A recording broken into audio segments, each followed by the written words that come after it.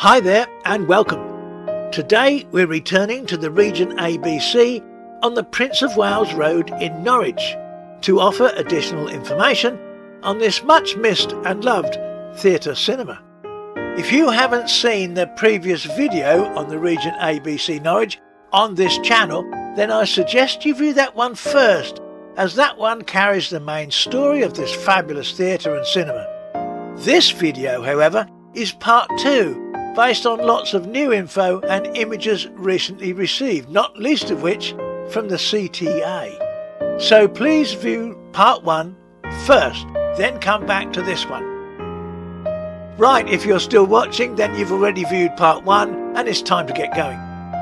First of all, here's another picture of the front of the Regent on being built in 1922, courtesy of the CTA. Now this one, previously unseen, is of the original auditorium of the Regent Theatre upon opening, with its magnificent safety curtain in full view, again courtesy of the CTA. Just to recap, the Regent rebranded as ABC in 1961, although they had owned and operated the building since 1929. The ABC's long-standing and final manager was Brian Waters. Now, Brian Waters was educated in Wolverhampton Grammar School.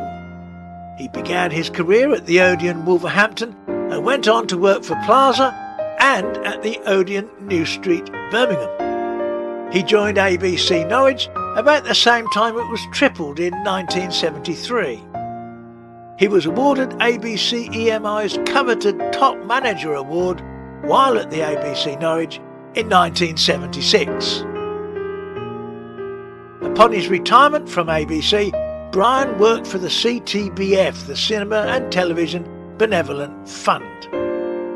Now, soon after tripling, Trevor Wicks started working there. In his role as assistant manager, he planned and executed several advertising promotions, including a campaign for GTO Films' Breaking Glass, for which he won the top prize of £1,000 from the distributor.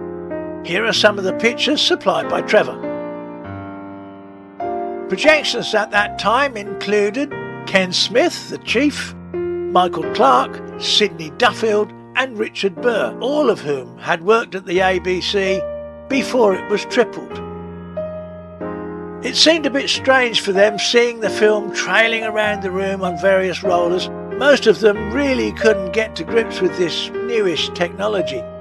I'm reminded too that at this time, the Projectionist Union, NATKI, the National Association of Theatrical, Television and Kinematograph Employees, were involved in negotiations on pay and working conditions, with, in most cases, just one projectionist responsible for looking after any and all projection rooms.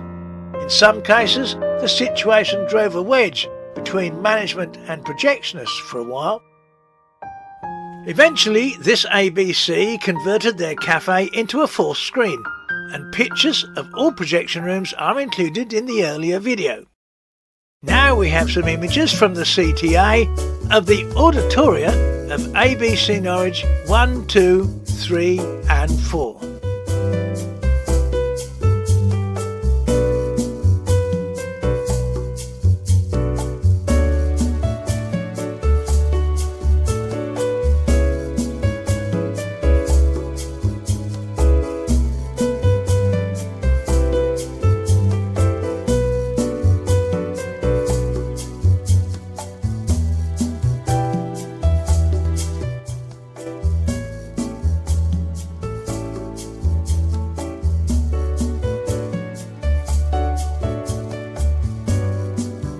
The theatre was taken over by the Cannon cinema chain in 1986, with all 4 screens closed for good late in 2001. Now here are the last interior shots taken in the final days of the Cannon. Also, we have some closure press coverage courtesy of Trevor Wicks.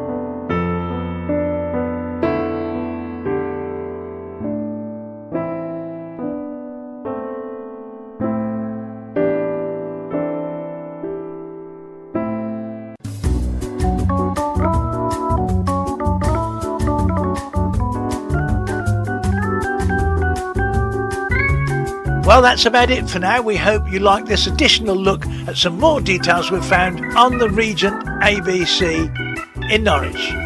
Don't forget to like, share and subscribe because that helps a lot. We'll see you next time, and until then, be good to each other, be kind, and I'll see you soon. Ta-da!